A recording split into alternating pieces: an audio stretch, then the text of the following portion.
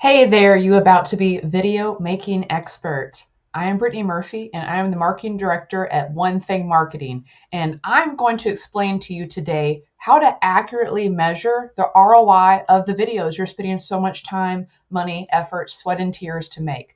So we're going to go over just quickly a few things to look at, kind of how to make goals with it, how to measure it, and just really everything you need to know to make sure that you're on the right track to keep continuing making the best quality videos possible for your brand and company. So let's begin. Okay, I'm going to pop over here for just a few seconds. So I really want to begin with why should you even be tracking all of the efforts you're putting into this? I think most of us know that it's a pretty important part of the process, just like diet and exercise. If we're trying to go down a weight loss journey, we know we have to track these things and be consistent to make sure that we're getting the best results possible. So if you could actually track the data of what's going on in your videos, you can actually help get better targeted content that you should be creating from all of the metrics you'll be collecting. So all this data will actually help you figure out how many people have watched your video, how many people are rewatching your videos, at what point did any majority of the viewers get off and stop watching your video. It'll help you understand as well what parts are most important to your video, where they're spending all their time, and you might even be creating different parts, different videos for different areas of the buyer's journey. And so when it comes into that, we want to see which videos are doing well because there might be better info for someone who's just researching. They're at the very beginning of that information funnel. And also, we should be creating mid content and bottom funnel content, which is more sales related and getting them to that close, that call to action to take some type of action with you. So outside of that, really, it's better marketing results when we track things. I have done a little bit of research on here, and I've seen that embedding a video can actually sometimes increase the conversion rate of a website page by 80%. That is an outstanding statistic. Another one I saw is if you leverage video in email marketing, it could actually increase potentially even in a 96% higher click-through rate. Now, those are some very high numbers, which are great. And to be very honest with you, even on our strategy session page for our website, which is an end of funnel video, I am seeing a lot more conversions come through because I'm able to tell our future prospects what the process will look like if they sign up with a strategy session with us. So it's very fun when we kind of look at these things and make sure we're getting into it. So next, let's dive right into the metrics of what we should be looking at. You'll actually see right here on my screen is our YouTube channel. So it is very sad. Please do not make too many jokes. We do not do much video marketing, but we are about to get into it, which is why it's even more valuable that I was trying to research for myself how to make sure we're measuring what we're going to be spending time on. I'm not a huge fan of getting in front of a camera, but I know it is helping our business get more clients. So I want to measure to kind of cut down on what I have to do. If I can have all these analytics, I know where I should be spending my time when it kind of comes through it. So you'll actually see on the screen the metrics we should be looking at. So the first one is actually impressions. Now, that's how often you pop up in the search results or newsfeed. So within YouTube, Facebook, Instagram, all these impression ratings do mean a little bit different, but that's usually the majority of what happens. Is anytime you do show up in the search results page or the organic feed in any of these social platforms. So if you're looking to get more impressions for your videos, then we're probably gonna have to look at boosting those videos to make sure you show up in those algorithms a bit more. The other one you'll see on here is the click-through rate, or that can be sometimes called the play rate. So that's the ratio basically of how many plays you got divided by how many impressions you received. So that is a very important measure, and it's honestly to me one of the most important ones because we want to make sure we have a high conversion rate of click-throughs. So even as our very sad analytics look through here, we only have a 1.8 impression click-through rate, which is very low. So what that tells me is I probably need to tweak some of these videos that we're putting out there. And one of the ways you can tweak that is kind of looking at the video thumbnail, your title, and your description. These are all things that people are looking into before they ever click your video and decide if they want to watch it or not. So that's basically the first impression of your video is what they're looking into, what your visuals look like, what the description and the content look like before they click on it. The other one is watch time. So how long are they staying to watch the end of the video? And you can actually see here on our metrics, it's pretty short, 5 seconds right now. I'll be honest, we've been adding a lot of testimonials to our YouTube page. So we know a little bit is us checking just to make sure that the videos are working and kind of going through it. But that would definitely be something you want to focus on to make sure that it is staying up. And then really that kind of comes down to how good your content is and how effective you're presenting that content. And we've all watched videos and halfway through we were like, why are we still here? Why are we watching this? So when it comes down to that, just making sure you're always giving good information. I probably feel like I'm saying way too many things today in this video, but I try to make it concise and I know we'll get through it quickly. That usually what helps keep my people to the very end of the video because I give really good things there. And also, depending on what type of content you are making on your videos, try to maybe have an offer at the very end of those videos. So in the very beginning, you might mention, stay tuned for the 5th tip, which is the best tip of all. Little things like that will kind of help them want to stick around to the end to it. And also just don't make things way too long. We're all having a very short on time today, so the longer your videos, you'll probably get a lower watch time as well. And the very last one is engagement. And this is how many people like, comment, share, and interact with your video. So this is very important as well because we want a high engagement rate because those engagements are a factor in this video ranking higher in search results or doing better on platforms and going more viral, is because these platforms can see many people are engaging with it. So they're automatically going to assume this is really good content that they should be sharing even further with people. So what I like to tell people is split test different versions of your video. There is nothing wrong with an A/B test when you do this. If you can do some short testing videos such as that, just try it. And even when we said before, top, mid, and bottom funnel type of videos, just kind of see which ones are getting more engagements from your prospects and your clients and what might work best with it. 60% is about the industry standard we want to shoot for when it comes to engagement. So that's just kind of the metric here. And I'm not a YouTube success strategist by any means. So you will want to kind of use different platforms and programs to just double check the engagement that you see with your videos. So as right through here, I'm just kind of want to mainly show you impressions, click-through rates, watch time, and basically from there, you'll have to kind of check out your engagement on that and see how it's going. So I really like to talk to a lot of people about how to track. And that's really what the meat of this video is all about, is how to track what we're doing to make sure we're doing the best thing possible. So for full disclosure, I actually work for a website and SEO marketing company in Kentucky. And we primarily focus on home trade service businesses. So that would be your roofers, plumbers, electricians, fencing. So if you do know any guys that need help, please send them my way. But we really talk to them a lot about making sure they have great call to actions on their websites and anything that they are doing, creating emails, just the website, videos, anything, call to action. Short term is CTA. So we want to make sure there's a call to action anytime because people need to be told what to do next. And the more you're able to tell them, the more likely they are to continue going down that buyer's journey with you. So one thing is to make sure you have clickable links in your videos. And so that might be if you are mentioning products, services, links to anything, make sure in your description box, you have that clickable link to it. And you can definitely use things like Bitly, or if you are okay and a little more advanced, you can use Google Analytics, and they will actually allow you to create unique URLs to put within these descriptions. So therefore you can track which video that unique code came from. And if you could, while you're starting this and you're really beginning your journey to go down video marketing, I would highly suggest try to create these different links for each of these different types of videos that you're doing, or just try to categorize. So if we're going to look at top, mid, and bottom funnel types of videos, then have different links for each of those. Or if you're going for your resource videos, different links for those versus your sales videos. Also, if you're trying any different campaigns, so let's just say you've worked with Ed, you now have a better and clearer vision of what you need to do for your videos, then start new links today. So that way you can track back then what you had versus now how that's continuing with it. And I have seen some people where they just change these links monthly just to understand any videos done within that month's time frame. That's what they're calculating in comparison to. So just figure out what will work best for your video process. I also recommend special call tracking numbers. Now, sometimes this doesn't work so well with YouTube videos just because it's a little bit hard at times to always want to switch up your number. And we do want that consistency. You're obviously selling yourself and your brand. So we do want to have a consistent side of there. So what I would recommend is actually just getting one special number for all of your videos if possible. That way you can actually just compare video marketing to any and all other marketing that you're doing. So if you can see from this, videos are growing great, awesome. If not, you know exactly where these leads are coming from when you're looking back at your analytics.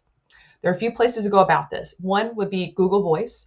They do have free phone numbers. You can find a phone number with an area code you live in just to make it more personal. You can just go to Google Voice and just select one from there, and it's free as long as you have an email account. There is also a paid version. We use CallRail. That's actually my favorite program to recommend if we're going to work with a client to make sure that they're getting accurate tracking for their business. So it is a paid program, but you can actually get different call tracking numbers for any and every campaign that you're trying to run. So if you really want to know what you're doing because you're spending a lot of time, money, and effort into making these videos, then I would recommend going with maybe just a paid version that's just a little bit more, roughly about $50 a month, to make sure that you're knowing exactly what's going on with your business. So if you can, I would also add Google Analytics to everything that you're doing. So by doing this, you're going to be able to track the incoming sessions. So how many people came from your YouTube videos here? How many people are coming from your Facebook, your Instagram, your Twitter, anything else that you're doing? Let's track to see exactly where they're coming in from. Especially if you are repurposing these videos and putting them on any other platforms, this will be very impactful for you as well. So for instance, if you made a great video, you post it on your YouTube channel, well, you're most likely going to want to share this a lot of places. You're going to put it on your Facebook feed, your Instagram feed, and you're probably going to want to add it to your website, especially if it's a helpful and resourceful video. So I highly recommend making sure that you can actually add that analytics into it, because it'll tell you exactly what sessions came in from where on this journey, to make sure that you're understanding, again, where are people at? So maybe we know that we're getting a lot of traffic in from Facebook, maybe not so much YouTube, but you still want to purpose and put your videos out there. Well, let's make sure what that means. Keep tagging all those videos over to Facebook. So every time you add something, make sure you're publishing it back on Facebook. And don't be afraid to republish these things as well. If it's been a couple months since you posted that video, well, don't be shy to post it again on your Facebook. Facebook's made it now where not every follower or like that you have is going to see all of the content on your post. So, and especially organically. So just make sure you're repurposing those. You spend good quality time on them. Don't feel as if you're locked into only sharing them once on this one-time platform. Okay, and so now that you've added all this analytics, what I really suggest is start to compare basically your metrics quarter over quarter, month over month. Just really depends on how often you're creating content. Check to see if you're getting better conversions on your website, your social media, any other platforms like that. This is really going to help you understand where to spend your time. And also, if you are creating a lot of video, if you are repurposing them in a lot of different areas, and this is just kind of a lot to manage in yourself, there are different video hosting platforms out there. I'm not familiar with all of them, but they do provide things such as like your CRM system, Google Analytics tieback. So basically, it can help you organize all of your metrics very cohesively. So if this does seem like a lot to you, I maybe recommend just one of those paid platforms that'll pull all this data in for you and just make it very easy to read, because we just do this manually in-house at One Thing Marketing. And we know how to do it by fault. Now that Google Analytics is changing, we have to relearn it. So if you don't have that time to devote to it, just find some resources like that to really help you if you want to make sure you're tracking everything very effectively. So I know that was a mouthful as far as how to track things. And kind of a lot of times people ask me, okay, I'm tracking. What should I be doing now? Well, the best thing I tell people is set the goals up, measure them, track them. That's really kind of the next step. So we're repeating that process and kind of going through this. So one goal would be, do you want to drive more traffic? And where are you trying to drive that traffic to? Is that to your website? Is that to social? Is that to your YouTube? Is that to your products pages?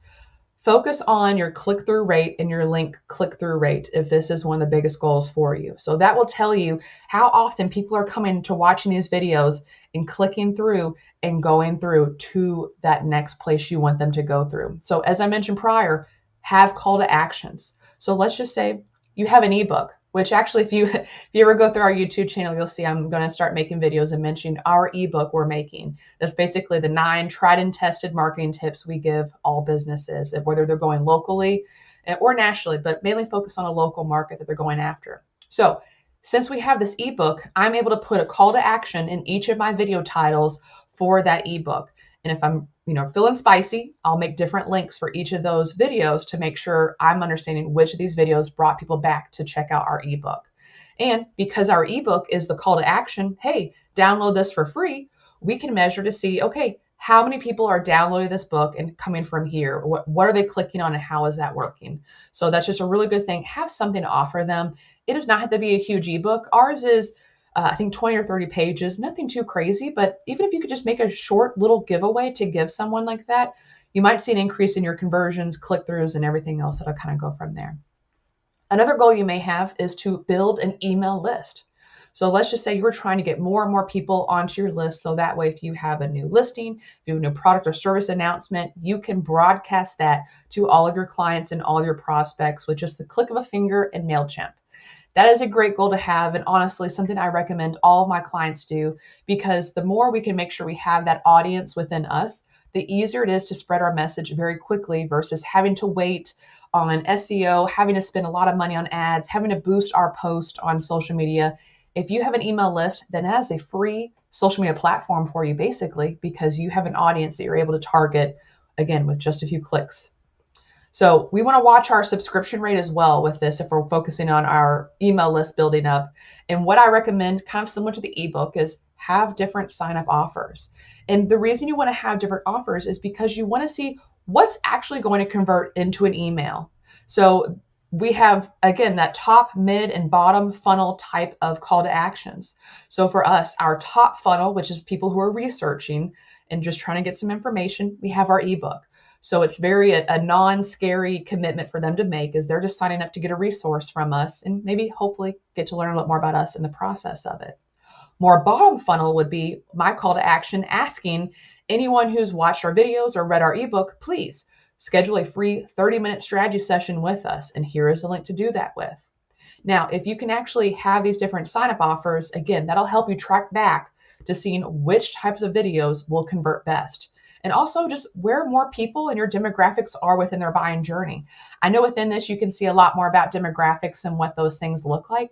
So that's kind of where my recommendation would be, to see what these look like to determine what types of videos you should be creating with that as well.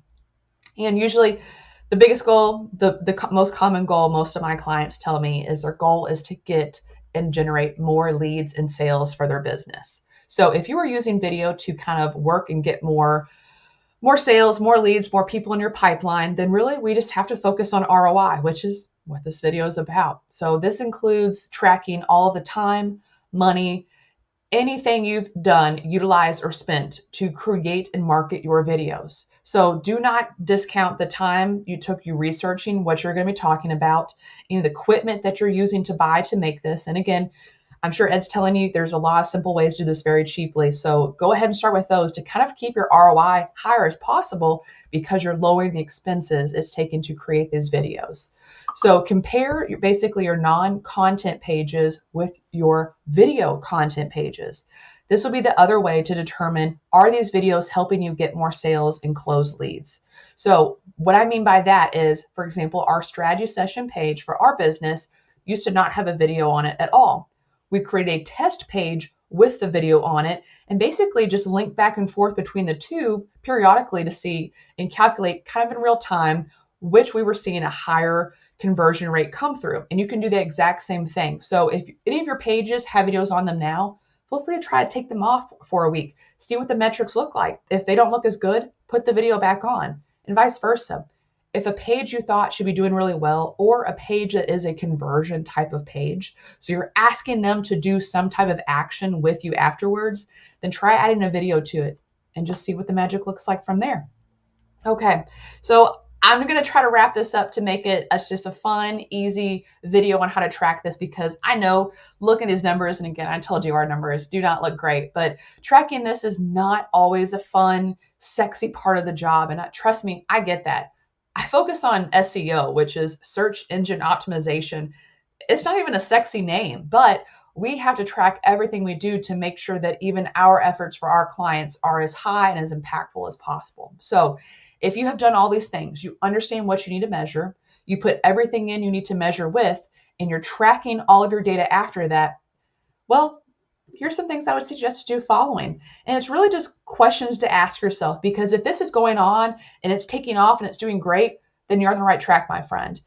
if you feel stagnant, if you feel that you're not moving as quickly as you should with your videos, then these are basically some questions I would make you ask yourself to help you guide your journey to continue with video marketing. So the first one would be, is your campaign targeted to your core audience in a voice and a format that they understand?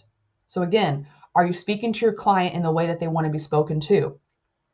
Are you targeting each demographic separately? Now, this might not relate to everybody because maybe you just have one really targeted and honed in demographic. But if you have different services or products that reach out to different target people and clients, then make sure you have videos that talk to them on that. And again, my example earlier is that top, mid, and bottom funnel types of videos. That could be your different demographics, those who are just searching versus those who are ready to take action and move forward with someone in your area. Number 3, are viewers abandoning your videos? And if so, why do you think that is? So again, this kind of comes back to the watch time and going through there to make sure it is as effective of a good video as possible. Again, I'm probably going to finish this video wishing I could cut out 5 more minutes of it. So again, just be critical of yourself and make sure you're getting to the point and giving all the facts that someone needs as quickly and as soon and as entertaining as possible, because we all know personality plays a huge factor in these videos. Second to last one is your video marketing campaign giving viewers a solid call to action? Because if your videos are not converting, it may be that just people do not know what to do. So again, give them all different types of call to actions. Give them just a quick resource type of action. Also give them a sales type of action so they can go through this and determine what would be the best course of action for them. And the last one, are you establishing an ongoing relationship with the people who come back regularly to watch your videos? I think we're always focused on just getting more and more viewers, that we really don't pay attention to this too much. But if you think about it, this is like your email audience we've been talking about. Are you engaging with them? Are you giving them more resources? We help a lot of our clients with email marketing. And when it comes down to it, the biggest thing is making sure you're always providing them a resource. At the end of the day, that's what they're going to remember. And that's kind of honestly what they're looking for most, is to get the best resources. And because you're continuing to give them help and information and more resources, they're going to feel more trustworthy of you. And also it does build that authority of you being the best person in your industry, because you're just always being on their side and helping them go with things. So I appreciate you staying tuned till the end of this video to learn all the sexy stuff about measuring and tracking the ROI of your video marketing. And as a part of this video, I actually will have our ebook that we've created for all of our clients. So it's the 9 best marketing strategies for local businesses to help drive more leads. And although it does not relate to video marketing fully, it's all about everything you want to do in a holistic standpoint digitally to make sure that you're really focusing on everything. And we'll have a little bit of tidbits in there about how to optimize and search engine optimize your videos to make sure that they can even pull from a further audience out of there. So thanks again. I'm Brittany Murphy with One Thing Marketing, and I hope you have a great video marketing journey and best of luck to you. Bye.